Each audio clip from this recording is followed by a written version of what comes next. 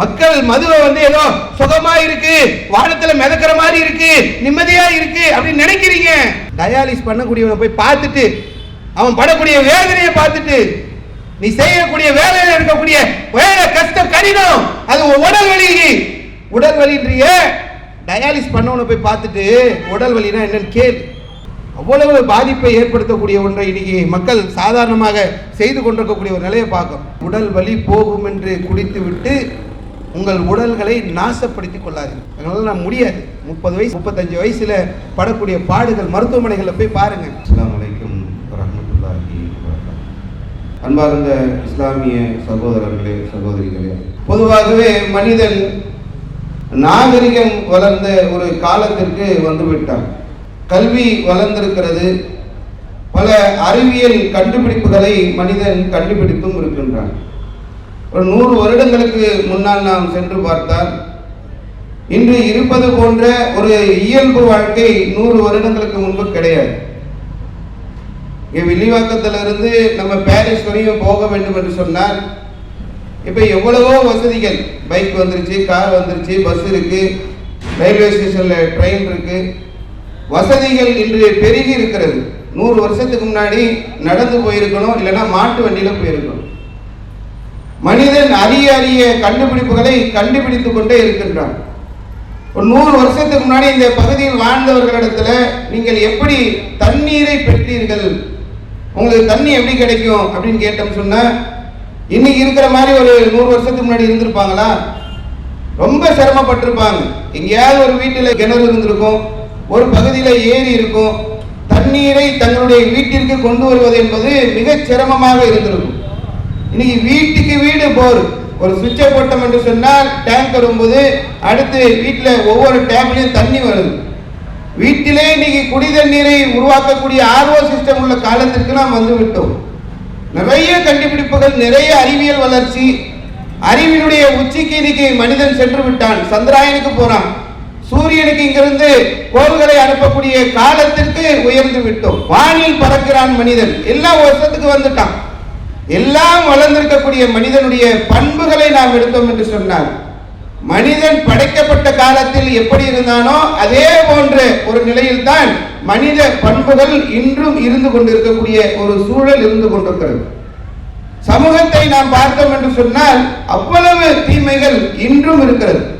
மனுஷன் படிச்சுட்டான், நாகரிகம் வந்துருச்சு, அறிவுல வளர்ந்துட்டான், இருந்தாலும் நீங்கள் எடுத்து பார்த்தீர்கள் என்று சொன்னால் இன்றும் வரதட்சணை இருக்கிறது, இன்றும் மது இருக்கிறது, இன்றும் போதை இருக்கிறது, இன்றும் வட்டி இருக்கிறது, இன்னும் கலாச்சார சீரழிவு இருக்கிறது, இன்னும் ஒழுக்க சீர்கேடு இருக்கிறது. வளர்ந்த பிறகு வந்த சினிமாவால் வந்த அந்த பாதிப்புகள், அந்த சமூக தீமைகள் இருக்கிறது. மொபைலினால், செல்போனினால் வந்த சமூக தீமை இருக்கிறது. ஆரம்பத்தில் சூதாட்டம் இருந்தது, இன்னைக்கு அந்த சூதாட்டம் ஆன்லைன் சூதாட்டமாக மாற்றப்பட்டிருக்கிறது. இப்படி நிறைய சமூக தீமைகளை பட்டியல் போட்டுக்கிட்டே போலாம். சரி, இவ்வளவு சமூக தீமைகள் இருக்கு, இதையும் போய் நீங்க தடுக்கணும் கேள்வி மற்றவங்களுக்கு வரல. சமூகத்தில் தீமைகள் இருக்கிறது என்று சொன்னால் தீமைகளை தடுப்பதற்கு உங்களுக்கு என்ன வேலை? காவல்துறை அதிகாரிகள் இருக்காங்களா, அவங்க பார்க்க மாட்டாங்களா? அரசு அதிகாரிகள் இருக்கிறாங்க, அவங்க பார்க்க மாட்டாங்களா? கவர்மெண்ட் இருக்கு, அவங்க பார்க்க மாட்டாங்களா? சமூகத்தில் தீமை இருக்கிறது என்று சொன்னால் நீங்கள் ஏன் தீமையை தடுக்க வேண்டும் என்ற ஒரு கேள்வி மக்களுக்கு இருக்கும். இஸ்லாமிய மார்க்கத்தை பொறுத்தவரை அல்லாஹ்வுடைய தூதர் முகமது நபி ஸல்லல்லாஹு அலைஹி வஸல்லம் அவர்கள் சொன்னார்கள், லா யர்ஹமுல்லாஹ், வானத்தில் உள்ள அல்லாஹ் இரக்கம் காட்ட மாட்டார். வானத்தில் உள்ள இறைவன் எல்லோர் மீதும் அன்பு செலுத்தக்கூடியவன், எல்லோர் மீதும் பாசம் செலுத்தக்கூடியவன், எல்லோரையும் நேசிக்கக்கூடிய இறைவன் சில அன்பு செலுத்த மாட்டான் என்று சொல்லிவிட்டு முகமது நபி சொன்னார்கள், மன் லா யர்ஹமுன்னாஸ், யார் மனிதர்கள் மீது இரக்கம் காட்டவில்லையோ, யார் மனிதர்கள் மீது அன்பு காட்டவில்லையோ அவர்களுக்கு வானத்தில் உள்ள இறைவன் அன்பு காட்ட மாட்டான், வானத்தில் உள்ள இறைவன் அன்பு செலுத்த மாட்டான் என்று சொல்லி முகமது நபி அவங்க சொல்றாங்க. நீங்க உலகத்துல பார்க்கணும், சமூகத்துல பார்க்கணும், இவ்வளவு சீர்கேடுகள் இருக்கு, இவ்வளவு அநியாயங்கள் நடக்கிறது, சமூகத்தில் இவ்வளவு தீமைகள் இருக்கு. நம்ம சும்மா போக முடியுமா? சும்மா போகவும் முடியாது. குர்ஆன் சொல்கின்றது முஸ்லிம்களை பார்த்து, உங்கள முஸ்லிம்கள் இருக்கக்கூடிய நீங்க ஒரு கூட்டம் தயாராக இருக்க வேண்டும். எதுக்கு தயாரா இருக்கணும்? எதுவுன இலல் கைர், இந்த மக்களுக்கு மத்தியிலே நிறைய விஷயங்கள் இருக்கிறது. வயமுருன பில் மஅரூஃப் வயன்ஹவுன அனில் முன்கர், நன்மை ஏவுவதற்காகவும் தீமையை தடுப்பதற்காகவும் உங்களில் ஒரு கூட்டம் நீங்கள் தயாராக இருங்கள். உலாயிக ஹுமுல் முஃப்லிஹூன், நீங்க தான் வெற்றி பெற்றவர்கள் என்று சொல்லி இஸ்லாம் எங்களுக்கு சொல்கிறது. இஸ்லாம் ஒரு நன்மை என்று சொன்னால் அதை மக்களுக்கு கொண்டு போய் சேர்த்துருங்க. தீமை என்று சொன்னால் அந்த மக்கள் அதில் ஈடுபட்டார்கள் என்று சொன்னால் அதை விட்டு நீங்கள் தடுங்கள் என்று சொல்லி திருக்குர்ஆன் இஸ்லாமிய சமுதாயத்திற்கு கட்டளையிடுகின்றது. முகமது நபி ஸல்லல்லாஹு அலைஹி வஸல்லம் அவர்கள் சொன்னார்கள், உங்கள் கண் முன்னால் ஒரு தீமையை நீங்கள் பார்த்தீர்கள் என்று சொன்னார். ஒரு தீமையை ஒரு முஸ்லிம் கண் முன்னாடி பார்க்கிறார், அவர் சும்மா போயிட முடியாது. ஒரு முஸ்லிம் இருக்கிறார் என்று சொன்னால் கண் முன்னால் அவர் தீமையை பார்த்தால் உங்களுடைய கரங்களால் நீங்கள் அதை தடுக்க வேண்டும். அதற்கு நீங்கள் சக்தி பெறவில்லை என்று சொன்னார், அது உங்களுக்கு இயலவில்லை என்று சொன்னார், உங்கள் நாவால் அதை நீங்கள் தடுக்க வேண்டும். அதற்கும் நீங்கள் சக்தி பெறவில்லை என்று சொன்னால் உள்ளத்தால் நீங்கள் அதை விட்டு ஒதுக்கி விடுங்கள் என்று சொல்லி அல்லாஹ்வுடைய தூதர் முஹம்மது நபி ஸல்லல்லாஹு அலைஹி வஸல்லம் சொன்னாங்க. அப்ப ஒரு முஸ்லிம் என்ன பண்ண முடியும்?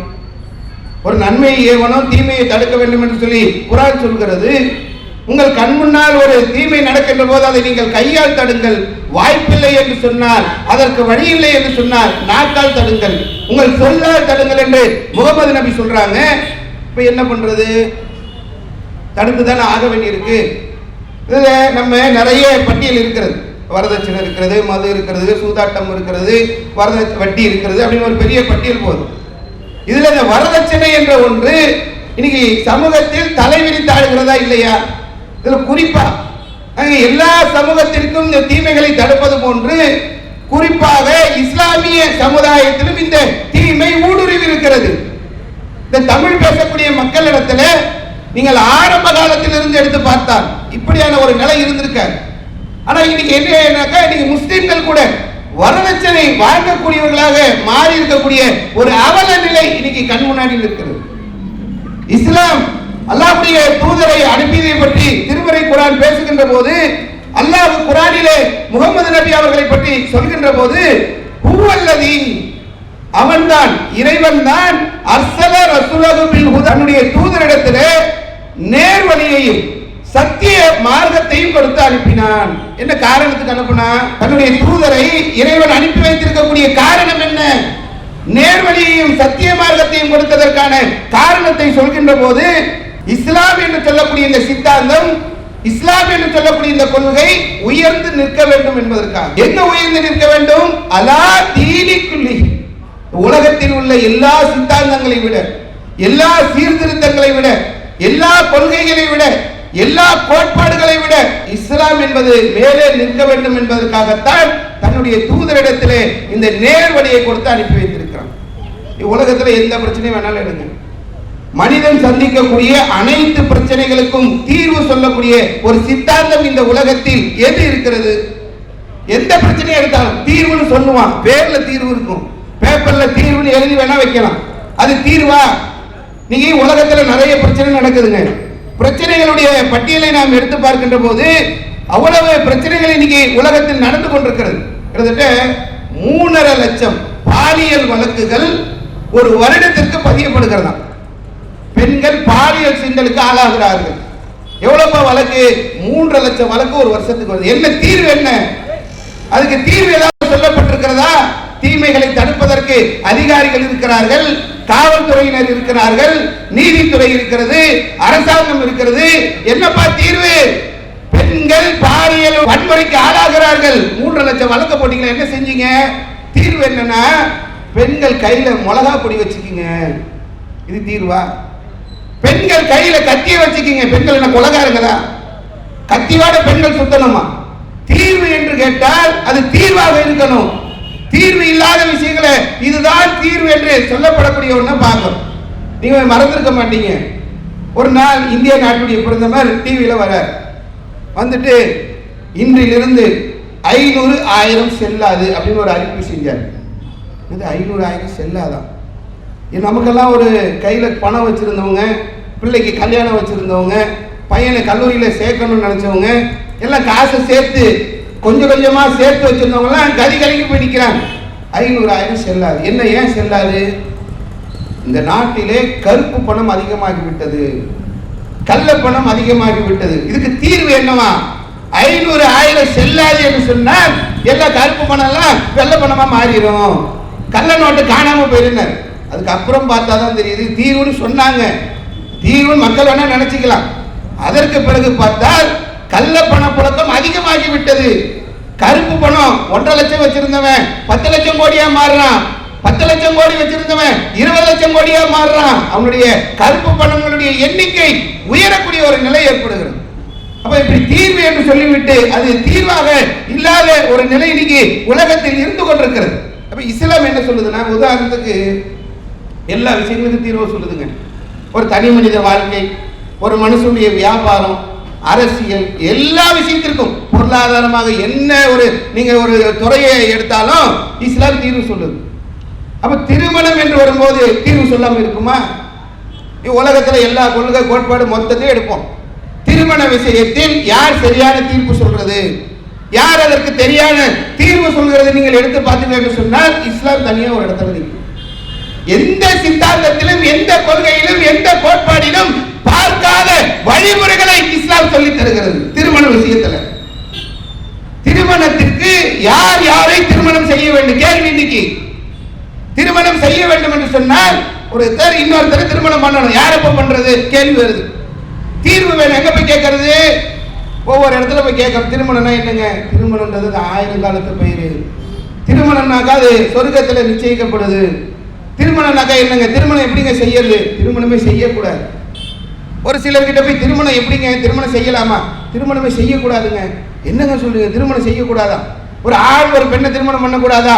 செய்யக்கூடாது. ஏன் செய்யக்கூடாது? திருமணம் செய்தீர்கள் என்று சொன்னால் நீங்கள் கடவுளுடைய அன்பை பெற முடியாது. திருமணம் செய்தீர்கள் என்று சொன்னால் நீங்கள் கடவுளுடைய நேசத்தை பெற முடியாது. அப்ப என்ன பண்றது? தொரவரம் பயிரு. திருமணமே செய்யாதீர்கள் என்று வழிகாட்டக்கூடிய தத்துவங்கள் இருக்கிறது. இது 1-2 மதம் சொல்லுதுன்னு நினைக்காதீங்க.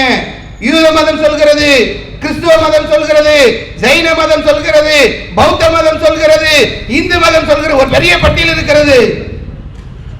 திருமணம் என்று எடுத்தால் யாரை திருமணம் செய்ய வேண்டும், எப்படி திருமணம் செய்ய வேண்டும் என்ற கேள்விகளுக்கு பதில் தேடி போனா பதில் கிடைக்குமா? சமீபத்தில் உச்ச நீதிமன்றத்தில் ஒரு தீர்ப்பு கொண்டு வந்தது. 5 நீதிபதிகள் அந்த பிரச்சனை குறித்து உட்கார்ந்து பேசுறாங்க. 5 உச்ச நீதிமன்ற நீதிபதிகள் இந்தியாவுடைய எல்லா பிரச்சனைகளுக்கும் தீர்வு வேண்டும் என்று நிற்கக்கூடிய கடைசி இடம் உச்ச நீதிமன்றம். எல்லா கோர்ட்லயும் பிரச்சனை ஆகுது, எல்லா இடத்துலயும் வழக்கு வந்திருக்கிறது. பல போலீஸ் ஸ்டேஷன்ல பேசி தீர்க்க முடியல. அந்த ஹைகோர்ட்டு, இந்த ஹைகோர்ட்டு, இங்க இருந்த மாவட்ட நீதிமன்றம், எல்லா இடத்துல உள்ளதையும் எடுத்துன்னு போய் உச்ச நீதிமன்றத்துக்கு போயிட்டாங்க. 5 நீதிபதிகள் உட்கார்ந்து பேசுறாங்க. என்ன பிரச்சனை தெரியுமா? நீங்க திருமணத்துக்கு உலகத்துல போய் எங்க தேடினாலும் சரியான தீர்வு கிடைக்கவில்லை என்று சொல்லிட்டு நம்ம உச்ச நீதிமன்றத்துக்கு போனா என்ன ஆகும் பாருங்க. 5 நீதிபதிகள் ஆய்வு செய்யறாங்க. என்ன ஆய்வு? ஆண் ஆணை திருமணம் செய்யலாமா? ஒரு பெண் இன்னொரு பெண்ணை திருமணம் செய்யலாமா? லெஸ்பியன் முறையில திருமணம் செய்யலாமா? கே முறையில திருமணம் செய்யலாமான்னு அங்க பிரச்சனை. அதற்கு ஊர்வலங்கள் நடக்கிறது, அனுமதி கேட்டு போராட்டங்கள் நடக்கிறது. உச்ச நீதிமன்றத்தில் உட்கார்ந்து பேசுறாங்க. 2 நீதிபதிகள் சொல்றாங்க, ஒரு ஆண் இன்னொரு ஆணை திருமணம் செய்து கொள்ளலாம், ஒரு பெண் இன்னொரு பெண்ணை திருமணம் செய்து கொள்ளலாம். 3 நீதிபதிகள் அதை மறுக்கிறாங்க. மறுத்ததுனால இப்ப அது கிடப்புல கிடக்குது. இப்படி உலகத்திலே ஒரு பிரச்சனையை தேடி நான் போகின்ற போது தீர்வு கிடைக்கல. திருமுறை குர்ஆனை நீங்கள் எடுத்து பார்த்தீர்கள் என்று சொன்னால் சூரத்துல் நிசாவிலே யார் யாரை நாம் திருமணம் செய்ய வேண்டும், யார் யாரை நாம் திருமணம் செய்யக்கூடாது என்ற பட்டியலை தெளிவாக திருக்குர்ஆன் பேசுகிறது. உலகத்திலே ஒரு மனிதன் பிறந்து விட்டான் என்று சொன்னால் அந்த மனிதனாக பிறந்தவன் கட்டாயம் திருமணம் செய்ய வேண்டும் என்றதை முகமது நபி ஸல்லல்லாஹு அலைஹி வஸல்லம் அவர்கள் அழகாக சொல்லி தருகிறார்கள். அல்லாஹ்வுடைய தூதர் முகமது நபி ஸல்லல்லாஹு அலைஹி வஸல்லம் அவர்கள் சொல்லும்போது சொன்னார்கள், அன்-நிகாஹ் மின் சுன்னதி. நிகாஹ் என்பது, திருமணம் என்பது என்னுடைய நடைமுறை. ஃபமன் ரகிப அன் சுன்னதி, யார் இந்த சுன்னத்தை, இந்த நடைமுறையை புறக்கணிக்கிறார்களோ ஃபலைஸ மின்னி, அவர் என்னை சார்ந்தவர் இல்லைட்டாங்க. திருமணம் என்பது நான் கொண்டு வந்த, நான் காட்டி தரக்கூடிய அழகிய நடைமுறை.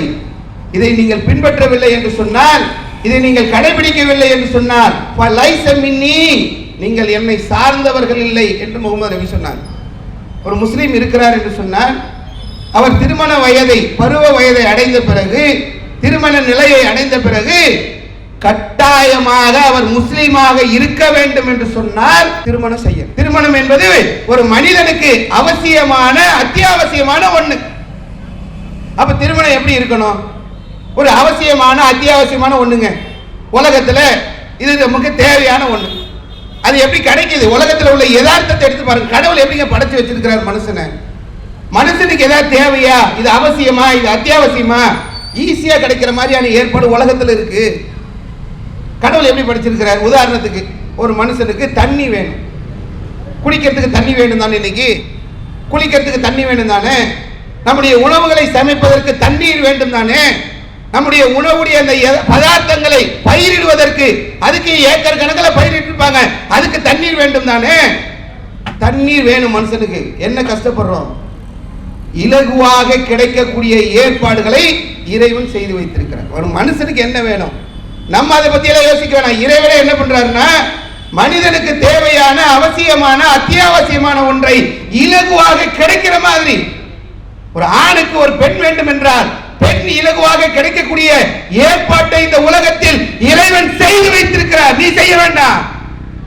ஒரு பெண்ணுக்கு ஆண் துணை வேண்டும் என்று சொன்னால் இறைவன் அந்த நியதியை ஏற்படுத்தி வைத்திருக்கக்கூடிய ஒரு சூழல் இருக்கிறது. தண்ணியுடைய அவசியம். உதாரணத்துக்குங்க, இப்ப காசால மக்கள் இருக்கிறாங்க, அங்க போர் நடக்குது, தண்ணீர் நீர்நிலைகள் எல்லாம் தாக்கப்பட்டிருக்கிறது, மின்சாரம் கிடையாது, தண்ணி கொடுக்குறான். அங்க இருக்கக்கூடிய உதவி செய்யக்கூடிய அமைப்புகள் தண்ணி கொடுக்குறாங்க. 300 ml பாட்டில கொண்டு போய் கொடுக்குறான். 300 ml பாட்டில வச்சு ஒரு 2 பேரோ 3 பேரோ தண்ணி குடிச்சு வாழணும் எவ்வளவு கஷ்டம். அப்ப மனுஷனுக்கு தேவையான ஒன்றை இலகுவாக கிடைக்கக்கூடிய ஏற்பாடு ஒட்டுமொத்த உலகத்திற்கும் செய்யப்பட்டிருக்கிறது. எத்தனை டிஎம்சி தண்ணி வேணும்? அவ்வளவு தண்ணி வருதுங்க. எல்லாம் காவாவில் கலந்து கடலுக்கு போகுது. மனிதனுடைய நிர்வாக சீரமைப்பு சரியில்லாததுனால் எல்லாம் காவா தண்ணியா மாத்திட்டு இருக்கிறாங்க. குடிக்கிற தண்ணிய அடுத்தவர்களிடத்தில் போய் கையேந்த வேண்டிய தேவையில்லை, அருளப்படுகிறது. மனுஷன் பாதுகாக்க தெரியல. தண்ணி நிறைய இருக்கு. தேவையான அளவுக்கு இன்னைக்கு உலகத்தில் 750 கோடி பேர் இருக்காங்களா?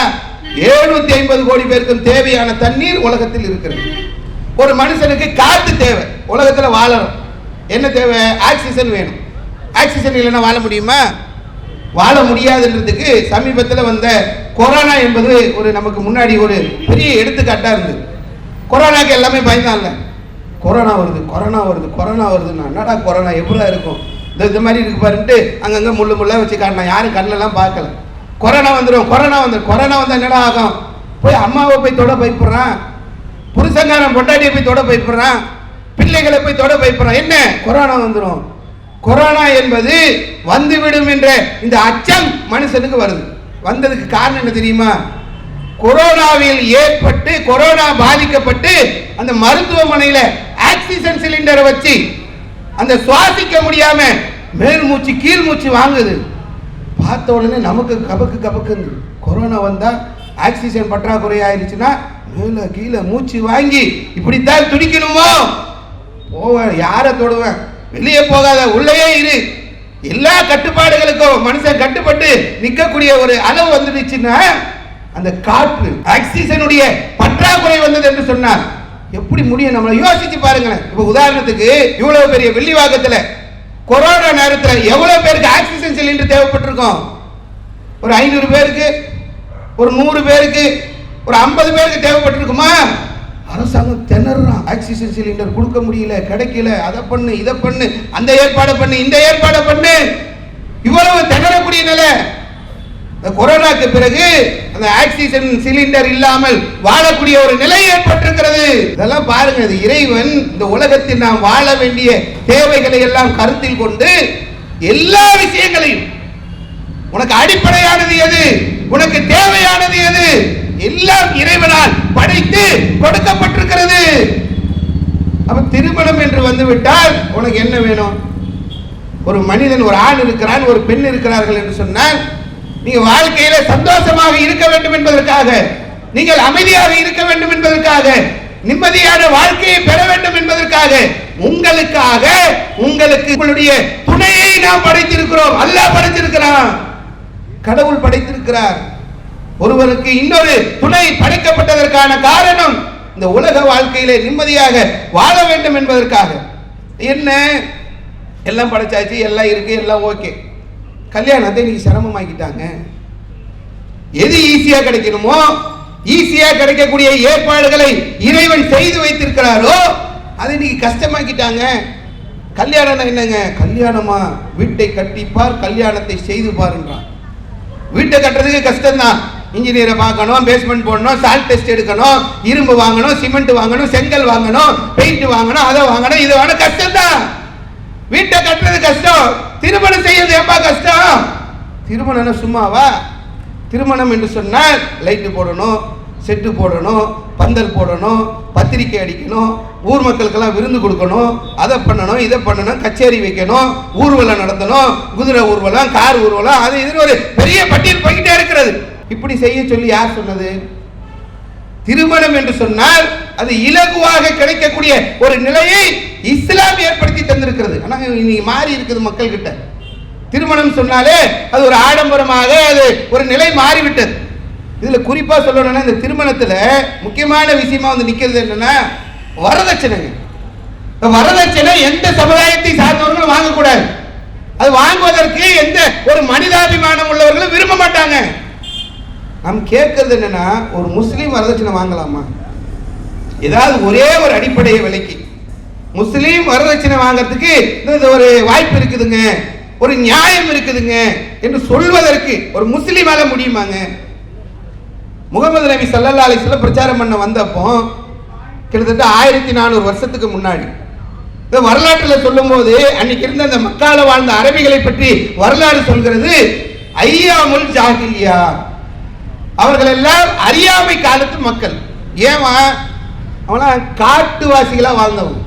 அல்லாஹ்வுடைய தூதர் இந்த பிரச்சாரத்தை கொண்டு வரும்போது அவர்களுக்கு மனித அபிமானம்னா என்னன்னு தெரியாது, மனித நேயம்னா என்னன்னு தெரியாது, மனுஷன்னா என்னன்னு தெரியாது, காட்டுவாசியில வாழ்ந்தவன். இந்த காட்டுவாசியா வாழ்ந்தவனுடைய வரலாறுகளை நம்ம எடுத்து பார்க்கிறோம். திருமணம் பண்ணி இருக்கிறாங்க. திருமணம் பண்ணும்போது அந்த காட்டுவாசிகள் கூட வரதட்சணை வாங்கல. அபுஜஹல் வாங்கல, அபுலஹப் வாங்கல, சைபா வாங்கல, உத்பா வாங்கல, யாருமே வரதட்சணை. காட்டு மிராண்டிகளோட கேவலம் போயிட்டோம். நான் கேட்கிறது முஸ்லிம் சமுதாயத்தை பார்த்து கேட்கிறேன். காட்டு மிராண்டிகளாக வாழ்ந்தவர்கள் கூட கை நீட்டி பெண்களிடத்தில் வரதட்சணை வாங்கல. ஒரு முஸ்லீம் வாங்க முடியுமா?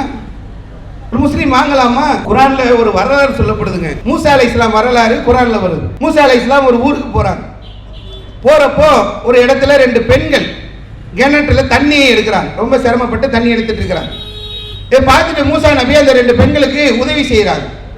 உதவி செய்ததுக்கு அப்புறம் அந்த பெண்களுடைய தந்தை மூசா நபி கிட்ட பேசுறாங்க. எனக்கு 2 மகள்கள் இருக்கிறாங்க, 2 பேர்ல ஒரு பொண்ணை உங்களுக்கு நான் திருமணம் பண்ணி வைக்கிறேன்.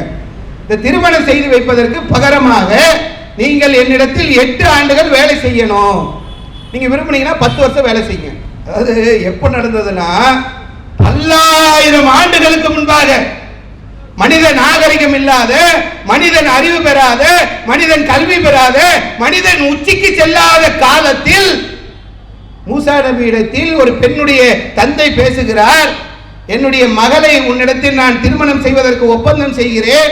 என்னுடைய மகளை நீ திருமணம் செய்து கொள்வது என்று சொன்னால் இந்த திருமணத்திற்கு மணக்கொடையாக, மகராக, மணமகனாக இருக்கக்கூடிய நீ 8 வருடம் என்னிடத்தில் பணிபுரிய வேண்டும்.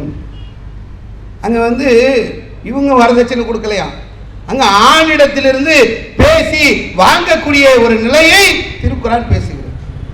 நான் கேட்கறது என்னன்னா, ஒரு முஸ்லீம் எப்படி வரதட்சணை வாங்கலாம்? சமீபத்தில்ங்க உங்க வாட்ஸ்அப்ல உங்க போன்லலாம் வந்து கேரளாவில் ஒரு முஸ்லீம் பெண் தற்கொலை செய்து கொள்கிறார். தற்கொலை செய்து விட்டு அந்த பெண் காரணம் என்ன? தற்கொலை செய்கிற பொண்ணு தான் தன்னுடைய திருமணத்திற்கு வரன் பேசுகின்ற போது வரதட்சணை கேட்டாங்க. வேற சமுதாயத்தில் கூட இது கூடாது என்று பேசக்கூடிய நம்மிடத்தில் ஒரு முஸ்லிம் சமுதாயத்தில் ஒரு பெண் வரதட்சணை காரணமாக ஒரு முஸ்லிம் பெண் தற்கொலை செய்கிறாள் என்று சொன்னால், கள்ளக்குறிச்சியில ஒரு முஸ்லிம் பெண் தற்கொலை செய்கிறாள். வரதட்சணை கொடுமை. கேரளாவில் உள்ள பெண்ணு கல்யாணத்துக்கு முன்னாடியே வரதட்சணை கொடுமைன்னு தற்கொலை செய்கிறாங்க. கள்ளக்குறிச்சியில் ஒரு பெண் திருமணத்திற்கு பிறகு வரதட்சணை கொடுமை என்று சொல்லி அவங்க இதெல்லாம் கேட்கும்போது வேற சமுதாயத்தில் போய் நன்மையை சொல்றோம், தீமைகளை தடுக்கணும்.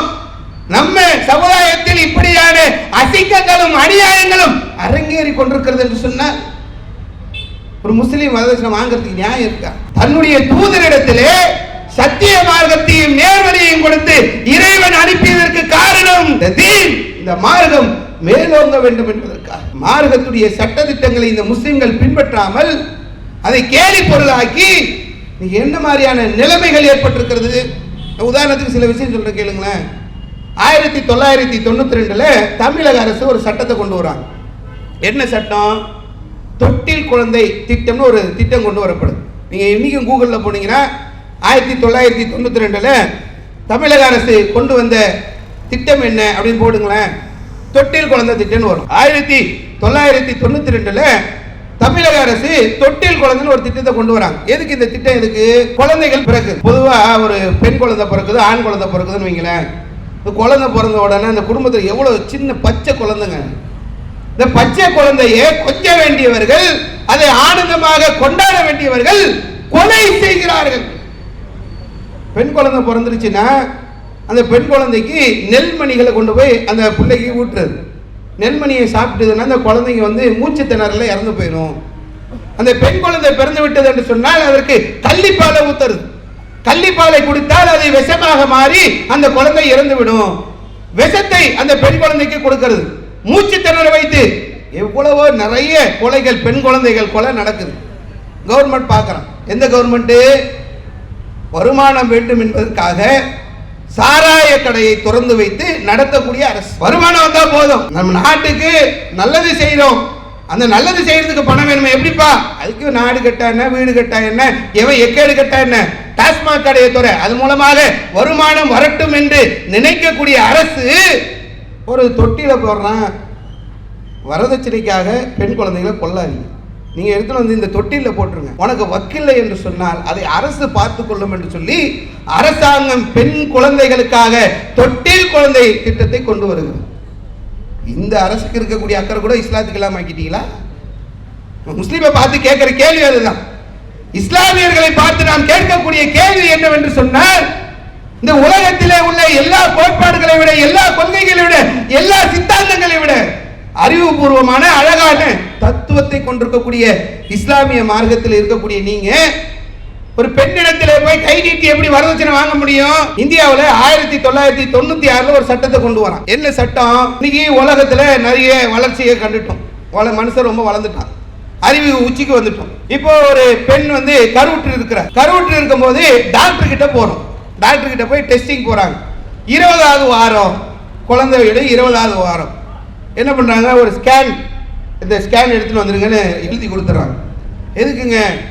குழந்தை எப்படி இருக்குன்னு பார்க்கணும், அதனுடைய வளர்ச்சியை பார்க்கணும், அதனுடைய அங்கங்கள் ஏதாவது பலகீனம் இருக்கான்னு பார்க்கணும். எந்த அளவுக்கு பார்க்கறான்னா, ஒரு கருவில் உள்ள குழந்தை, அந்த குழந்தைய சின்ன சைஸ்ல இருக்கும், அதனுடைய மூளை எவ்வளவு இருக்கும், அந்த மூளை வளர்ச்சியை ஸ்கேன் பண்ணி பார்க்கக்கூடிய அளவிற்கு மனிதன் இன்னைக்கு வளர்ந்திருக்கிறான். அறிவு வளர்ந்திருக்கிறது, கல்வி வளர்ந்திருக்கிறது, எல்லாம் வளர்ந்துருச்சு. ஓகே, கருவில் உள்ள குழந்தையுடைய மூளையுடைய வளர்ச்சியை பார்க்கக்கூடிய மனுஷனால நான் கேட்கறது, இந்த 2024 ஒரு பெண் கருவுற்று இருக்கும் போது கருவில் உள்ள குழந்தை ஆனா பெண்ணா என்று தெரிந்து கொள்ளணும். தெரிய முடியுமா? சொல்லக்கூடாது. 1996 இந்தியாவிலே ஒரு சட்டம் கொண்டு வரப்படுகிறது. கருவில் உள்ள பாலினத்தை வெளியே சொல்லக்கூடாது. வெளியே சொன்னா டாக்டர் அந்த டாக்டர் சீட்டை கிழிச்சிருவாங்க, டெக்னீசியன் அந்த டெக்னீசியன் சீட்டை கிழிச்சிருவாங்க. சீட்டை கிழிக்கிறது மட்டும் கிடையாது, அவர்களுக்கு அபராதம் விதித்து சிறைக்கு செல்ல வேண்டிய நிலை ஏற்படும். என்ன காரணம்?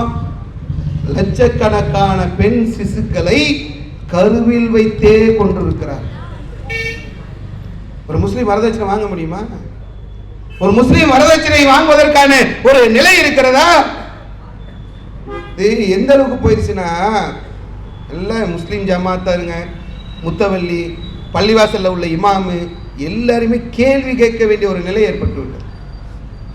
ஒரு கல்யாணத்துக்கு 2 பொண்ணு வச்சிருக்கிறாரு ஒருத்தர், நல்ல நாகரிகமா நல்ல கௌரவமா வாழலாம். இந்த 2 பெண்களை திருமணம் செய்ய வேண்டும் என்று சொன்னால் பள்ளிவாசல் கிட்ட போகிறது, என்னப்பா 2 குமர் இருக்கு, குமரை கரையேற்றணும், என்ன வேணும், என்ஓசி கொடுங்க, ஒரு லெட்டர் கொடுங்க.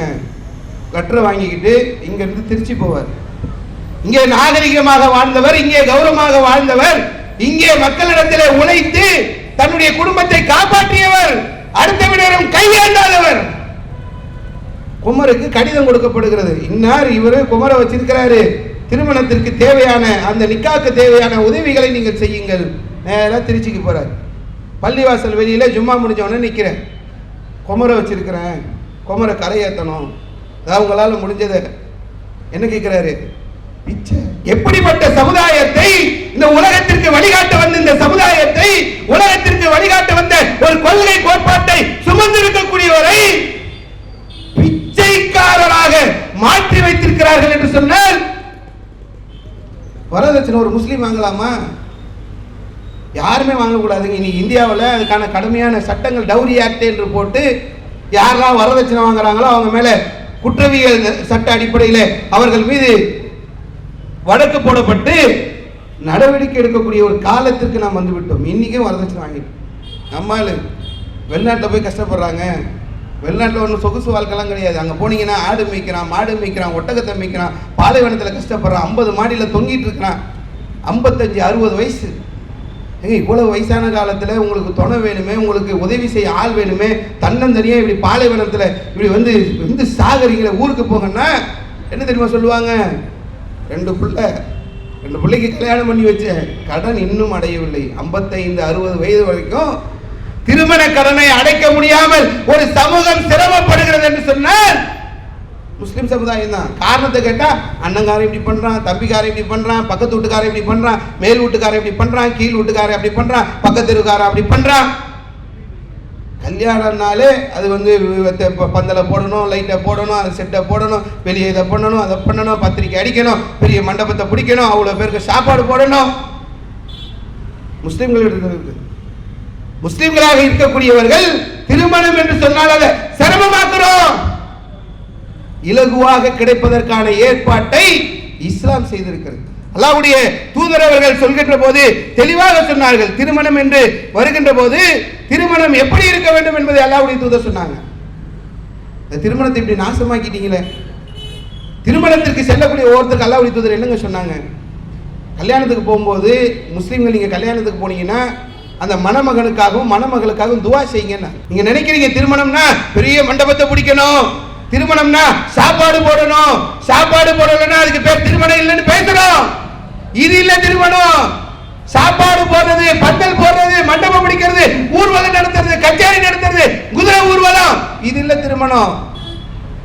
2 பேருக்கு அந்த ஒப்பந்தத்தில் எது திருமணத்தில் கவனிக்க வேண்டியது என்று சொன்னால், பாரக்கல்லாஹு லக்க, இந்த மணமகனுக்கும் மணமகளுக்கும் யாலானி பரக்கத்து செய்யி. பரக்கத்து தான் முக்கியம். திருமணத்தில் நீங்க எதை பார்க்க மறந்துறீங்கன்னா சோறு போட்டா போதும். சோறு எதுக்குங்க போடுறீங்க, அண்ணா இப்படி போட்டார், தம்பி இப்படி போட்டாரு, மச்சா இப்படி போட்டார், மாமா இப்படி போட்டார், ஒரு பெரிய பட்டியலே வருது. சரி கேட்கறது என்னன்னா, நீங்க போறீங்களா சோறு, இந்த சோறு எதுக்கு போறீங்க, 4 பேர் 4 விதமா பேசுவான், 4 பேர் 4 விதமா பேசாத நாள் ஏதாவது இருக்கா, 4 பேர் பேசிடுவான். எப்போ கேளு 4 பேர், எந்த 4 பேர்னு தெரியாது. எதை காரணம் கேட்டாலும் சாப்பாடு போடாத கல்யாணத்தை நம்ம சொன்னோம்னாலே 4 பேர் பேசிடுவாங்க. யாரு அந்த 4 பேர்? நான் உதாரணத்துக்குங்க, நீங்க இந்த 4 பேரை எடுத்து இப்படி பேசாத அந்த 4 பேர் இருக்காங்களா பாருங்களேன். பிரியாணி போடுறோம். சென்னையில் பிரியாணினா என்ன, பாசுமதி அரிசி, நல்லா சேமியா மாதிரி இருக்கணும், அரிசி நீட்டாக இருக்கணும். கறி வேணும், இங்கேருந்து நேராக ரிட்டீல்ஸ் போயிடுவாங்க. திருமணத்துக்கு பார்க்கணும், நல்ல வெள்ளாடு, நல்ல அப்படி கொழுப்பாக கொண்டு வரணும். சமையல்காரு வாணியம்பாடி அங்கேருந்து ட்ரைனிங் எடுத்து ஆம்பூர் இந்த மாதிரியான இடத்துலேருந்து வந்தவராக இருக்கணும். எல்லாம் தேடி தேடி தேடி தேடி நம்ம பிரியாணி பண்ணுறோம். பிரியாணி செஞ்சு வச்சதுக்கப்புறம் இந்த திருச்சிக்காரங்க, மதுரைக்காரங்க, திண்டுக்கல்காரங்களாம் வந்தாங்கன்னா இதுக்கு பேர் பிரியாணின்னு கேட்குறாங்க. ஏன்னா பாசுமதி அரிசியை போட்டு பெரிய பக்காத்தியை பிடிச்சி தேடு தேடு ஆட்டை தேடி கறி அப்படி பார்த்து பார்த்து வாங்கிட்டு வந்து பிரியாணி செஞ்சு வச்சா இதுக்கு பேர் பிரியாணியான்னு. அப்போ எதுனா பிரியாணி, சீரக சம்பா இருக்கல அரிசி, இதுதான் ஒரிஜினல். அப்போ இது டூப்ளிகேட்டா? நீங்க இவ்வளவு கஷ்டப்பட்டு இவ்வளவு சிரமப்பட்டு கூப்பிட்டு வச்சு அவர்களுக்கு விருந்து போட்டதுக்கு அப்புறம் சீரக சம்பால செஞ்சாதான் அதுக்கு பேர் பிரியாணி, பாசுமதியில செஞ்சா அது பிரியாணி இல்ல, அது டூப்ளிகேட்ன்றான். உங்களை கூட்டு போய் சீரக சம்பால பிரியாணி செஞ்சு கொடுத்தா என்ன சொல்வீங்க? என்ன பாய் புளிசோரை போட்டு இதுக்கு பேர் பிரியாணியா? இதுக்கு நீ வெறும் புளிசோரை போட்டுருக்கலாமே, புளிசோர்ல கறியை போட்டு இதுக்கு ஏடா பிரியாணின்னு பேர் வைக்கிறீங்கன்னு நம்ம பேசுவோம். சென்னையில் இப்படி, திருச்சியில் இப்படி, மதுரையில் இப்படி, இன்னும் அந்த பக்கம் போயிட்டோம்னா நெய்ச்சோறு தால்ச்சா இருந்தால் தான் கல்யாண விருந்து. ஒவ்வொரு ஊர்ல ஒவ்வொரு ஸ்டைலு. தஞ்சாவூர் பக்கம் போயிட்டோம்னா 7 நாள் 7 சாப்பாடா. யாரு? முஸ்லீம். கல்யாணத்துல மாமனார் வீட்டு சாப்பாடு, மாமியார் வீட்டு சாப்பாடு, மறு வீட்டு சாப்பாடு, தோழர் சாப்பாடு, சம்மந்தி சாப்பாடு, இப்படி 7 நாள் விருந்து. என்னடா இது சாப்பாடுன்னு கேட்டா ஒருத்தர் நெய்ச்சோறு போடணும்ன்றாரு, ஒருத்தர் இன்னைக்கு இந்த காரைக்கால் இந்த தஞ்சாவூர் பக்கம் போனா இப்பெல்லாம் மந்தி பேச, பிரியாணி எல்லாம் ஓல்டு செய்யலாம், மந்தி போடணும். மந்தி தாங்க இப்ப அரபு நாட்டு இறக்குமதின்றான். சரி, உதாரணத்துக்கு இந்த 4 பேர் வருவான்ல, எல்லா கல்யாணத்துக்கும் அந்த 4 பேர் வருவான்ட்டு எல்லாரும் வருவான். சரி, ஒரு பக்கம் பாசுமதி பிரியாணி, ஒரு பக்கம் சீரக சம்பா பிரியாணி, ஒரு பக்கம் நெய்ச்சோறு தால்ச்சா, ஒரு பக்கம் மந்தி, இதெல்லாம் வெள்ளைச்சோறுக்கு ஒரு 4 பேர் வருவான், ஒரு பக்கம் வெள்ளைச்சோறு, எல்லாம் போட்டோம். 4 பேர் வருவான். சும்மா போவான்னு நினைக்கிறீங்களா? பணத்திமுறை பத்தியா?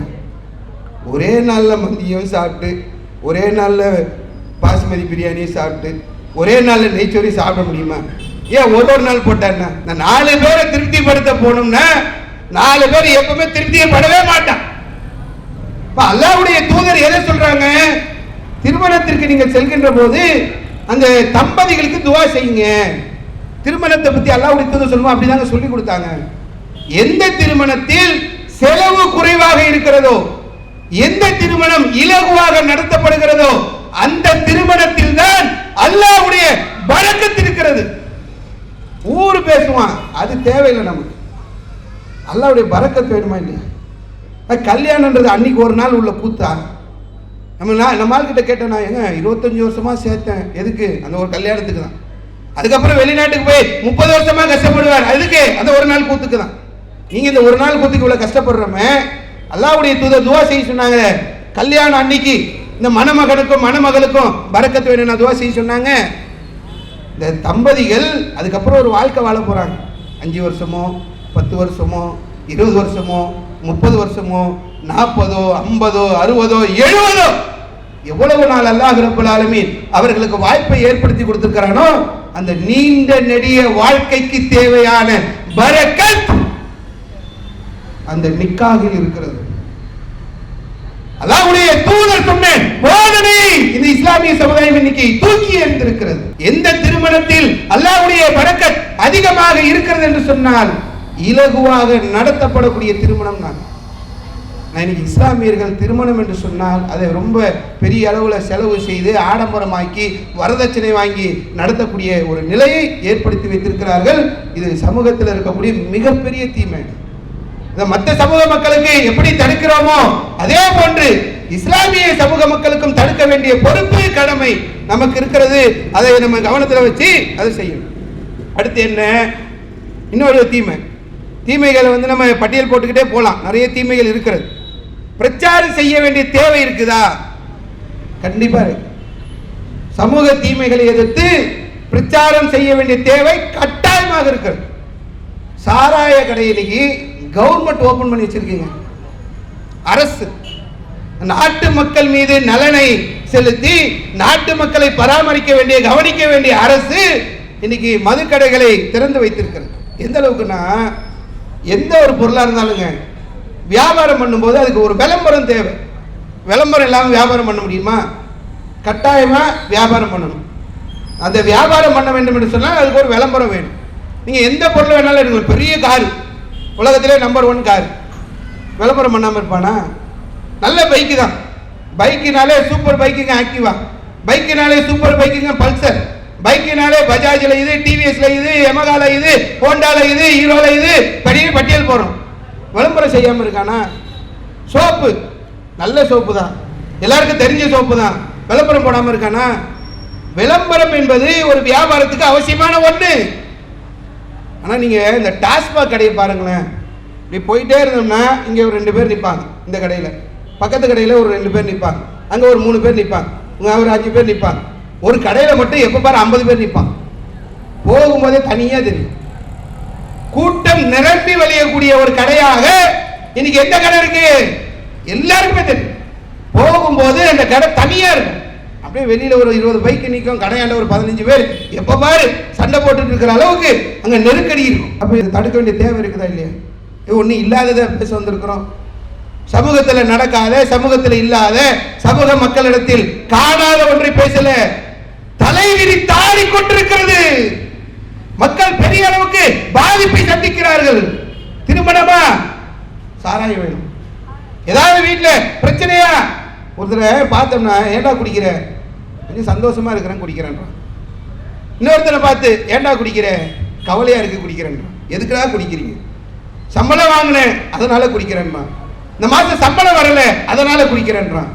படிச்சு பாஸ் ஆயிட்டேன் அதனால குடிக்கிறேன்றான். ஃபெயில் ஆயிட்டேன் அதனால குடிக்கிறேன்றான். எதுக்குடா குடிக்கிற? குடிக்கிறதுக்கு காரணத்தை கேட்டா அப்படியே அடிக்கிட்டே போறான். கவலை, டென்ஷன். ஏன்பா குடிக்கிற? டென்ஷனுங்க. டென்ஷனுக்கு குடிச்சா டென்ஷன் போயிருமா? வேலைக்கு போறேன், எவ்வளோ டென்ஷன் தெரியுமா? சரி, டென்ஷன்னாக்கா குடிச்சா போயிருமா? உன் வீட்டு பிள்ளைகிட்ட போய் கேள. ஸ்கூலுக்கு போயிட்டு வந்த உடனே என்னம்மா ஒரே டென்ஷன். என்ன?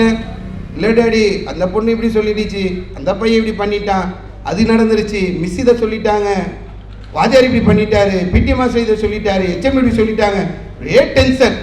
பரீட்சை ஒரே டென்ஷன். பிள்ளைக்கு சாராயம் வாங்கி குடிப்பியா? சாராயம் குடிச்சா டென்ஷன் போயிரும்னா சாராயத்தை வாங்கி கொடுப்பாங்களா?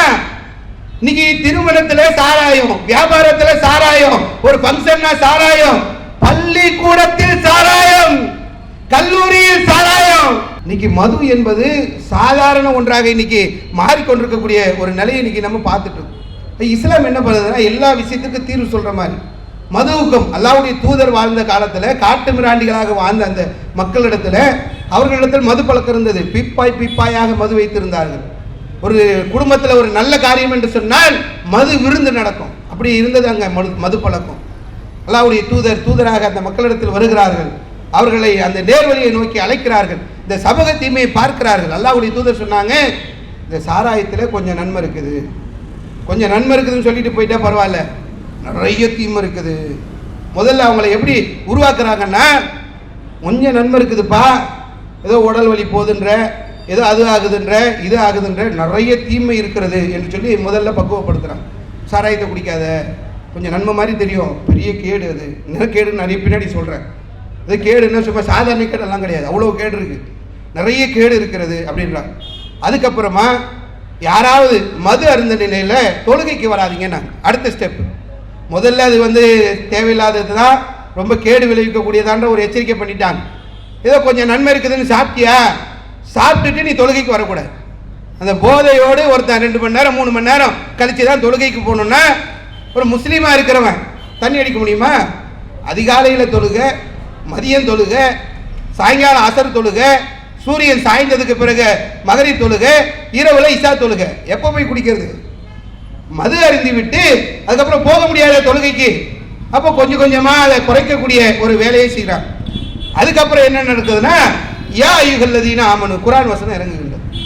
இறை நம்பிக்கை கொண்டவர்களே, இன்னமல் ஹம்ரு வல் மைசிர், மதுவும் சூதாட்டமும், வல் அன்சாபு வல் அஸ்லாம், சிலைகள், குறி கேட்கும் அன்புகள், ஷைத்தானுடைய அருவருக்கத்தக்க செயல், ஃபஜ்தனிபு, அதை விட்டு நீங்கள் விலகிக் கொள்ளுங்கள், லஅல்லக்கும் துஃப்லிஹூன், நீங்கள் வெற்றி பெறுவீர்கள். இந்த வசனம் வந்த உடனே முகமது நபி அறிவிக்கிறார், உங்களுக்கு மது இதோடு தடை செய்யப்பட்டு விட்டது. அவ்வளோதான், இனிமேல் சாராயம் குடிக்கக்கூடாது. இந்த செய்தியை நீங்கள் எடுத்து நபிமொழிகளில் பார்த்தீர்கள் என்று சொன்னால், நபிகள் நாயகம் சொன்ன செய்தியை அறிவித்த உடனே அப்படியே அந்த மது ஆறு மதினா முழுக்க ஓடியது. இருந்த பீப்பாயெல்லாம் எடுத்து வெளியே கொட்ட ஆரம்பிச்சுட்டாங்க. சமூகத்திலே ஒரு தீமையை இஸ்லாம் எப்படி அகற்றி இருக்கிறது என்பதை பார்க்கிறோம். நாங்க இந்த சமூகத்திலே ஒரு தீமை இருக்கிறது என்று சொன்னால் அகற்ற வேண்டிய அதிகாரிகள், அகற்ற வேண்டிய அரசு கண்கட்டி வேடிக்கை பார்த்து கொண்டிருக்கிறோம். ஆனால் நாங்கள் அப்படி இருக்க முடியாது. எந்த அளவுக்குன்னா, நீ இப்படி அதாவது மாத்திட்டாங்க, எனர்ஜி ட்ரிங்க்ன்றாங்க. இது எனர்ஜி ட்ரிங்க்கு, உடம்புல இருக்கிற வலி போகும், டென்ஷன் குறையும்னா. சரிப்பா, மனக்கவலை போகும், டென்ஷன் போகும், அது போகும், இது போகுன்றியப்பா. எதுக்குப்பா? வலி போகும். கஷ்டப்பட்டு வேலை பார்த்துட்டு வந்தேன், வீட்டில் உள்ள பெண்களும் அதுக்கு மேலே கஷ்டப்படுறாங்க, இவன் கஷ்டப்பட்டு வேலை பார்த்துட்டு வந்தேன், சரி கஷ்டப்பட்டேன். 25 வயசுக்கு ஒருத்த வேலைக்கு போகிறாங்க. இந்த கஷ்டத்துக்காக ஒருத்தன் சாராயம் குடிச்சானா அவனை விட முட்டாள் வேறு யாரும் கிடையாது. 25 வயதில் ஒருவன் சாராயம் குடிக்க ஆரம்பித்தால் அவனுடைய 30வது வயதில் அவனுடைய நிலை எப்படி இருக்கும் என்று சொன்னால் கொஞ்சம் யோசிச்சு பாருங்க. கேன்சர் வந்துருச்சுன்னா கேன்சர் கட்டியை அகற்றுவதற்கு 2 லட்சம் ரூபாய் செலவு. இன்னைக்கு கேன்சர் கட்டி அகற்றுறதுக்கான செலவு 2 லட்சம். நீ சம்பாதிச்சு வலியோடு சம்பாதிச்சு சாராயத்தை குடிச்சு பணத்தை அழிச்சு நீ போய் நிற்கக்கூடிய மருத்துவமனையில் 2 லட்சம் கேட்பான். கல்லீரல் வீக்க வந்துருச்சு, சாராயம் குடிச்சு கல்லீரல் வீக்க வந்துருச்சு, கல்லீரல் சுருங்கிடும். வேற யாருக்கிட்ட ஏதாவது கல்லீரலை வெட்டி கொஞ்சம் இவருக்கு வைக்கணும். யார் வெட்டி தருவா? அவர் அண்ணனோ தம்பியோ அவங்க சொந்த ரத்த உறவுகளோ கல்லீரலை வெட்டி தரணும். வெட்டி தருவாரா? கொஞ்சம் புட்டு கொடுப்பா கல்லீரலை போடா. இவருக்கு நான் கல்லீரலை தரணுமா? 10 ரூபாய் கேட்ட தந்தியா? 100 ரூபாய் கேட்ட தந்தியா? 1000 ரூபாய் கேட்ட தந்தியா? 10,000 ரூபாய் கேட்ட தந்தியா? இப்ப கல்லீரலை கேட்க வந்துட்ட போட. இறந்தவருடைய கல்லீரலை யாராவது இறந்துருப்பாங்க, அது இந்த பாடிக்கு செட் ஆச்சுன்னா குடிச்சு குடிச்சு அந்த போக்கன அந்த கல்லீரலை இறந்தவருடைய பாடியில இருந்து இங்க எடுத்து வைக்கணும்னா சும்மா வைக்க முடியாதான், 50 லட்சம் ரூபாய் செலவாகும். உடல் வலிக்காக குடிக்கக்கூடிய அந்த மக்கள் அந்த பாருங்க கிட்னி போயிடும், டயாலிஸ் செய்யணும். டயாலிஸ் செய்யணும் சும்மாவா? வாரத்துக்கு 2000 3000 செலவாகுது ஒரு வாரத்துக்கு. நீங்க இந்த தண்ணி அடிக்கிறதுனால உடம்புல வலி என்பதற்காக மது அருந்தக்கூடிய அந்த மக்கள் கை நடுக்கம் வரும், தூக்கம் இல்லாமல் ஆகும், மனசோர்வு ஏற்படும், சிந்திக்கும் திறன் பாதிப்பு ஏற்படும், பயம் ஏற்படும், பிரம்ம வரும், கணையத்துல ரணம் வந்துடும், தோல் தொடர்பான வியாதிகள் வரும், தாம்பத்திய வாழ்க்கையில பிரச்சனை வரும், ஊட்டச்சத்து குறைபாடு வரும், வயிற்று புண்ணி ஏற்படும், குடல் போயிடும், ஜீரண சக்தி குறையும், புற்றுநோய் வரும், கல்லீரல் வீக்கமாகும், மஞ்சக்காமால வரும், மஞ்சக்காமால இதய துடிப்புல பாதிப்பை ஏற்படுத்தும், இதய தசைகள் பழுதடையும். போடட்டுமா லிஸ்ட? நேரம் சின்ன நன்மைகள் இருக்கிறது. உடல் வலி போகும் என்று குடித்து விட்டு உங்கள் உடல்களை நாசப்படுத்திக் கொள்ளாதீர்கள். அதனால நான் முடியாது. 30 வயசு 35 வயசுல படக்கூடிய பாடுகள் மருத்துவமனைகளில் போய் பாருங்க. மக்கள் மதுவை ஏதோ சுகமா இருக்கு, வானத்துல மிதக்கிற மாதிரி இருக்கு, நிம்மதியா இருக்கு அப்படின்னு நினைக்கிறீங்க. டயாலிஸ் பண்ணக்கூடியவனை போய் பார்த்துட்டு அவன் படக்கூடிய வேதனையை பார்த்துட்டு நீ செய்யக்கூடிய வேலையில் இருக்கக்கூடிய வேலை கஷ்டம் கடினம், அது உடல் வலி. உடல் வலின்றிய டயாலிஸ் பண்ணவனை போய் பார்த்துட்டு உடல் வலினா என்னன்னு கேள். அவ்வளவு பாதிப்பை ஏற்படுத்தக்கூடிய ஒன்றை இன்னைக்கு மக்கள் சாதாரணமாக செய்து கொண்டிருக்கக்கூடிய ஒரு நிலையை பார்க்கும். நபிகள் நாயகம் சொன்னாங்க, இந்த உலகத்துல போதைக்காக இந்த மதுவை குடிக்கிறான்ல, இந்த மதுவை குடிக்கக்கூடியவனுக்கு இறந்ததுக்கு பிறகு ஒரு வாழ்க்கை இருக்குல்ல, அந்த வாழ்க்கையில அவனுக்கு ஒரு தண்ணீர் கொடுக்கப்படும் அப்படின்னு சொல்லும்போது ஒரு பானம் கொடுக்கப்படும். அந்த பானத்துடைய பெயர் தீனத்துல் கபால் அப்படின்னா. நபி தோழர்களுக்கு தீனத்துல் கபால்னா தெரியாது. பொதுவாக நம்மகிட்டயே ஒரு பெப்சின்னு சொன்னா தெரியும், ஒரு கொக்கோ கோலான்னு சொன்னா தெரியும், ஒரு ரோஸ் மில்க்னு சொன்னா தெரியும். தீனத்துல் கபால் ஒரு பானம் கொடுக்கப்படும்னா தீனத்துல் கபால். நபி தோழர்கள் அல்லாஹ்வுடைய தூதரிடத்தில் கேட்கிறாங்க, தீனத்துல் கபால்னா என்ன? அல்லாஹ்வுடைய தூதர் சொன்னாங்க, நரகவாசிகள் நெருப்பில் போட்டு வதைக்கப்படுகின்ற போது அவர்களுடைய உடலில் ஏற்படக்கூடிய புண் இருக்கிறதுல புண், அந்த புண்ணில் இருந்து வழியக்கூடிய சீழ், இந்த உலக இன்பத்திற்காக உலக ஆசாபாசங்களுக்காக குடிக்கக்கூடிய அந்த போதை ஏற்றக்கூடிய அந்த மதுவை இந்த உலகத்தில் ஒருவன் குடித்தால் கேட்கும் போதே கூச்சமா இருக்கும், முடியெல்லாம் சிலுக்குல. ஒரு நரகத்தில் இருக்கக்கூடிய நரகவாசி புண்ணுல இருந்து வரக்கூடிய சீலை அங்க குடிக்க கொடுக்கப்படும் என்று சொன்னால் எவ்வளவு பெரிய வேதனை. அப்போ இதையெல்லாம் இந்த மக்களுக்கு எடுத்து சொல்லி இதில் ஒரு பெரிய நன்மை இல்லை, இது பாதிப்பை ஏற்படுத்துது, இந்த பாதிப்பை விளங்குங்க. ஆரம்பத்தில் சின்னதாக பீருன்னு ஆரம்பிப்பீங்க, ஒரு பார்ட்டின்னு ஆரம்பிப்பீங்க, ஒரு திருமண விருந்துன்னு ஆரம்பிப்பீங்க, சம்பளம் வாங்குற அன்னைக்கு குடிக்க போறேன்னு போவீங்க, அப்புறம் பெருங்குடிக்காரனாக மாறுவீங்க. இவ்வளவு பாதிப்புகள் உங்களுக்கு உலகத்திலேயே இருக்கிறது என்பதையெல்லாம் விளக்குவதற்காகத்தான் இந்த சமூக தீமைகளை எதிர்த்த பிரச்சாரத்தை நம்ம கையில் எடுத்ததற்கான முக்கியமான காரணம். சொல்ல வேண்டிய ஒரு முக்கியமான விஷயம் என்னன்னாக்கா, இன்னைக்கு சமூகத்தில் ஒரு தீமையாகவே உருவாக்கி கொண்டிருக்கக்கூடிய முக்கியமான ஒரு விஷயம் பாசிச பாஜக. சமூகத்தில் இன்னைக்கு அது மிகப்பெரிய ஒரு பிடி இன்னைக்கு எல்லா இடங்களிலும் பிடித்து கொண்டிருக்கக்கூடிய ஒரு நிலை ஏற்பட்டிருக்கிறது. எந்த அளவுக்குன்னா, மத்திய பிரதேசத்திலையும் சத்தீஸ்கர்லையும் ஆட்சி கட்டிலில் அமர்ந்த பிறகு, ஆட்சி கட்டில அமர்ந்தா மக்களுக்கு என்ன செய்யணும்னு யோசிக்கணுமா இல்லையா? வரி இன்னைக்கு போட்டிருக்கிறோம், மக்கள் கட்ட முடியுமான்னு பாரு. விலைவாசி ஏறி இருக்குது, மக்கள் பாதிப்படைகிறான்னு பாரு. பெட்ரோல் விலை ஏறி இருக்கிறது, மக்கள் பாதிப்படைஞ்சிருக்கிறான் பாரு. டீசல் விலை ஏறி இருக்குது, மக்களுக்கு கஷ்டத்தை பாரு. கேஸ் விலை ஏறி இருக்கிறது, மக்களுடைய கஷ்டத்தை பாரு. மக்களுக்கு தேவையான ரோடுகள் சரியில்லை, அதை பாரு. குடி தண்ணீர் வசதி இல்லை, அதை பாரு. பஸ் வசதி இல்லை, அதை பாரு. ட்ரெயின் வசதி இல்லை, அதை பாரு. ஒவ்வொரு இடத்துல போகும்போதெல்லாம் சிரமப்படக்கூடிய நிலை எவ்வளவு இருக்கிறது, பட்டியல் போட்டுட்டே போகும். இவ்வளத்தையும் விட்டுட்டு ஆட்சி கட்டிலில் அமர்ந்தவுடன் அவர்கள் தீர்மானம் கொண்டு வருகிறார்கள், இறைச்சி கடைகள் மூடப்படும். கறி கடையை மூட போறாங்க. இறைச்சி கடைகளை மூடுவாங்களா, கறி சாப்பிடுறத தடை செய்வாங்களாம்.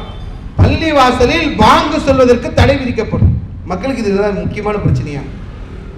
மக்கள் இன்னைக்கு எவ்வளவு கஷ்டத்தில் இருக்கிறா, எவ்வளவு பிரச்சனையில இருக்கிறா. ஆனால் இந்த பாசிச விலையை போடுவதில் இன்னைக்கு பாசிச பாஜகவினர் செயல்பட்டு கொண்டிருக்கிறார். ஒரு பள்ளிக்கூடத்தில் ஒரு சின்ன பையனை கூப்பிட்டு வச்சு ஒரு முஸ்லிம் மாணவனை மற்ற சக மாணவர்களை வைத்து அடிக்க சொல்கிறார்கள். எந்த மாதிரி நாட்டில் நம்ம இருக்கிறோம்? மனிதாபிமானம் இல்லாத காட்டு மிராண்டிகள் வாழக்கூடிய தேசமா இது? ஆசிரியர்களாக இருக்கக்கூடியவர்கள் ஒரு முஸ்லிம் மாணவனை அடிக்க சொல்லக்கூடிய அளவிற்கு ஒரு வஞ்சகத்தை ஊட்டுறாங்கன்னு சொன்னா, சேத்தன் சிங் ஒரு ஆர்பிஎஃப்ங்க ட்ரெயின் போகுது. ஒரு வட மாநிலத்தில் ஒரு ட்ரெயின் ஒன்று போயிட்டு இருக்கு.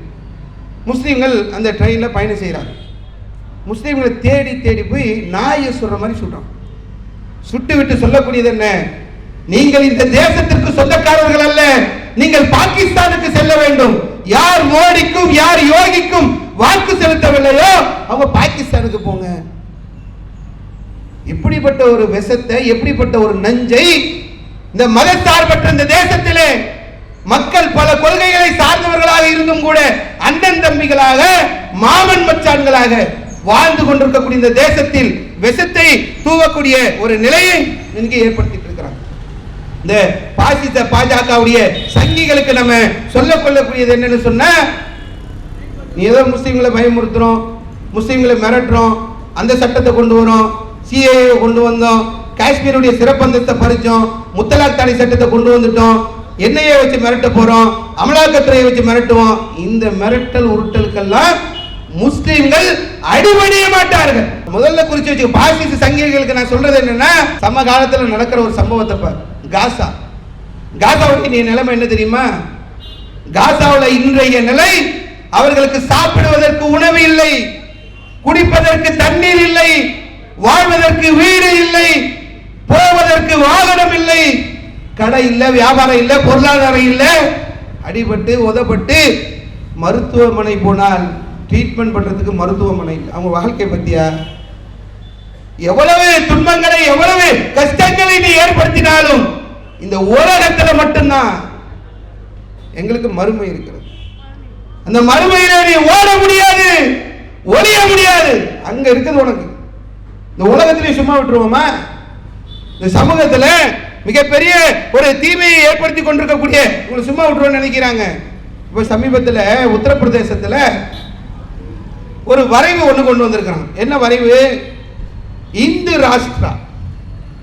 ஒட்டுமொத்த இந்துக்களும் இன்னைக்கு முஸ்லிம்களோட அண்ணன் தம்பிகளாக மாமன் மச்சான்களாக வாழ்ந்து கொண்டிருக்கிறார்கள். இந்த சங்பரிவார பாசிச சிந்தனை கொண்ட ஒரு 2% சித்தாந்தம் கொண்டவர்கள் இதை நாங்கள் இந்து ராஷ்டிராவாக மாற்ற போறோம் அப்படின்னு சொல்லி ஒரு திட்டத்தை போடுறான். போட்டு என்னடா பண்ண போறீங்க? இந்து ராஷ்டிரவாக்கி என்ன பண்ண போறீங்க? இங்கே இந்திய நாட்டில் முஸ்லீம்கள் இல்லாமல் வெளியே துரத்தக்கூடிய, இவர்களை அகதிகளாக்கக்கூடிய ஒரு வேலையை செய்ய போறோம். இங்கே இருக்கக்கூடிய முஸ்லீம்களுடைய வாக்குரிமையை நாங்கள் பறிப்போம் அப்படின்னு சொல்லி இப்போ உத்தரப்பிரதேசத்தில் உள்ள அந்த மடத்தில் உள்ள சாமியார்கள், அங்கே இருக்கக்கூடிய நீதிபதிகள், அங்கே இருக்கக்கூடிய அரசு அதிகாரிகள் எல்லோரும் சேர்ந்து இந்து ராஷ்டிராவுக்கான ஒரு வரைவு ஒன்று தயார் செய்து அதை வெளியிட்டிருக்கிறார்கள். இந்த நேரத்தில் அந்த வரைவை உருவாக்கியவர்களுக்கு நம்ம சொல்லக்கூடியது என்னன்னா, உன் அப்பன் நினைச்சாலும் இதை செய்ய முடியாது. இந்த சட்டத்தை, இந்த இந்திய நாடு என்பது மத சார்பின்மை உள்ள நாடு, மத சார்பற்ற நாடு. இந்த தேசத்திலே இஸ்லாமியர்களை வெளியேற்ற வேண்டும் என்று நினைத்தால் அது உன்னால் இயலாது. குறிச்சு வச்சுக்க. இந்தியாவுடைய ஒரு நிலையை உங்களுக்கு நான் சொல்றேன். இந்தியாவுடைய அரசியல் சாசன சட்டம் சமதர்மம், மத சார்பின்மை, சோசியலிஸ்ட் செக்யுலர் என்று சொல்லக்கூடிய ஒரு அடிப்படையில் தான் இந்திய அரசியல் சாசன சட்டம் உருவாக்கப்பட்டிருக்கிறது. இங்க சகோதரத்துவம் இருக்கும். இந்தியாவிலே மத சார்பின்மை இருக்கும். ஒரு மதம் சார்ந்ததாக ஒரு அரசு இருக்கக்கூடாது. இதை மாற்றுவதற்கான ஒரு வரைவை நீங்கள் கொண்டு வந்தீர்கள் என்று சொன்னால் 1973 கேசவானந்த் பாரதி என்று சொல்லக்கூடிய ஒரு வழக்கில் உச்ச நீதிமன்ற தீர்ப்பு வழங்கியிருக்கிறது. 1972 இருந்து 1973 வரை மிக பெரிய நீண்ட அளவுக்கு விவாதம் நடந்து கிட்டத்தட்ட 68 நாட்கள் உச்ச நீதிமன்றம் இது குறித்து கூடி விவாதித்திருக்கிறது. கிட்டத்தட்ட அதாவது உச்ச நீதிமன்றத்துக்கு போனோம்னு வைங்களேன், 3 பேர் நீதிபதிகள் இருப்பாங்க. அதுக்கப்புறம் பிரச்சனையா மேலே போகணும் 5 நீதிபதி, அங்கேயும் பிரச்சனை தீர்வு கிடைக்கலையா மேலே போகணும் 7, அதுக்கப்புறம் 9, அதுக்கப்புறம் 13 நீதிபதிகள் கொண்ட ஒரு பெஞ்ச் 1973 வந்த தீர்ப்பு. கேசவானந்த் பாரதியுடைய தீர்ப்பில் அவர்கள் கொண்டு வந்திருக்கிறார்கள், இந்த இந்திய அரசியல் சாசன சட்டத்தில் உள்ள மத சார்பின்மையை நீக்குவதற்கு பாராளுமன்றத்திற்கு அதிகாரம் இல்லை. இது எதுக்கு நான் சொல்றேன்னா, என்ன நினைக்கிறான்னா, சிஏஏ கருப்பு சட்டத்தை கொண்டு வந்தான், பாராளுமன்றத்தில் பாஸ் பண்ணியாச்சு. முத்தலாக் தடை சட்டத்தை கொண்டு வந்தான், பாராளுமன்றத்தில் பாஸ் ஆயிருச்சு. காஷ்மீருடைய சிறப்பு அந்தஸ்து நீக்கம் பாராளுமன்றத்தில் பாஸ் ஆயிருச்சு. எல்லாத்தையும் நாங்கள் பாராளுமன்றத்தில் பாஸ் பண்ணிட்டோம் அப்படின்னு சொல்லிட்டு அடுத்து இந்து ராஷ்டிராவை இங்கே கொண்டு வரலாம் என்று சொன்னால், இந்தியாவுடைய உச்ச நீதிமன்றத்துடைய 13 நீதிபதிகள் கொண்ட பெஞ்ச் சொல்லியிருக்கிறது இதற்கு மேல அதிகாரம் இல்லை. அந்த அதிகாரத்தில் உள்ளவர்கள் சொன்னார்கள், பாராளுமன்றத்தால் இந்த மத சார்பின்மையை இங்கிருந்து நீக்க முடியாது. நீ நீக்க வேண்டும் என்று நினைத்தால் அதற்கு ஒரு காலத்திலும் நாங்கள் இடம் கொடுக்க மாட்டோம். ஒரு உதாரணத்துக்கு ஒன்று சொல்றேன். அதாவது சிஏஏவை சட்டமாக்கிட்டான், பாராளுமன்றத்தில் சிஏஏ கொண்டு வந்தாச்சு. என்ன சிஏஏ என்னென்ன, எல்லாம் வெளிநாட்டிலேருந்து இங்கே வருவாங்களாம், பங்களாதேஷ்லேருந்து, ஆப்கானிஸ்தான்லேருந்து, பாகிஸ்தான்லேருந்து எல்லாம் இங்கே இந்தியாவுக்கு வருவாங்க. வரக்கூடியவங்களில் இந்துக்கள் இருந்தால், கிறிஸ்தவர்கள் இருந்தால், பாரசீகள் இருந்தால் இவர்களுக்கெல்லாம் இந்தியாவுடைய குடியுரிமை வழங்கப்படும். முஸ்லீம் வந்தால் முஸ்லீமுடைய குடியுரிமை வழங்க மாட்டோம். இப்படி ஒரு சட்டத்தை கொண்டு வரான். என்ன காரணம் தெரியுமா?